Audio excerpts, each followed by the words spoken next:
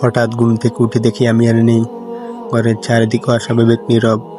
জানালার পর্দা থেমে গেছে, বাতাস থেমে গেছে, এমনকি আমার বুকের দুগ্ধ পানিও থেমে গেছে।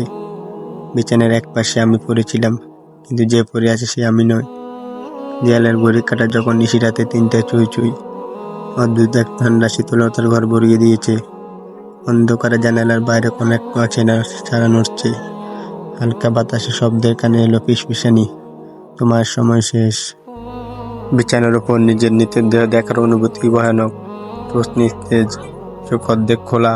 হঠাৎ করে জানালার বাইরে একটু অদ্ভুত এক কালো ধোঁয়া ঢুকলো ঘরের ভিতর। তীব্র একটা গন্ধ, মনে হলো 1000 বছরের পুরনো কবর মাটি যেন কেউ এনে ছুঁয়ে দিয়েছে। একটা অচেনা অন্ধকার সত্তা ধীরে ধীরে আমার দিকে এগিয়ে এলো। তার কণ্ঠ যেন 1000 বছর পুরানো, প্রকর্ষ আর ছায়াময়। হিসাবের খাতা খুলে ফেললো। আজ রাতে তোকে নিয়ে যাওয়া হবে। ঘরের দেওয়ালে অদ্ভুত ছায়া নড়ছে, দেয়ালের ঘড়িটাও হঠাৎ বন্ধ হয়ে গেল। কারো অদৃশ্য হাত যেন আমার জান্নাত জাহান্নামের আমল নামে উল্টাতে লাগলো। মাথার উপরে এক শীতল বাতাস, বুক হিম হয়ে গেল। আমার প্রাণ পথে চিৎকার করতে চাইলাম, গলা দিয়ে কোনো শব্দ বের হলো না। মনে হলো চারদিকে দেওয়াল, ঘর অন্ধকার হয়ে আসছে।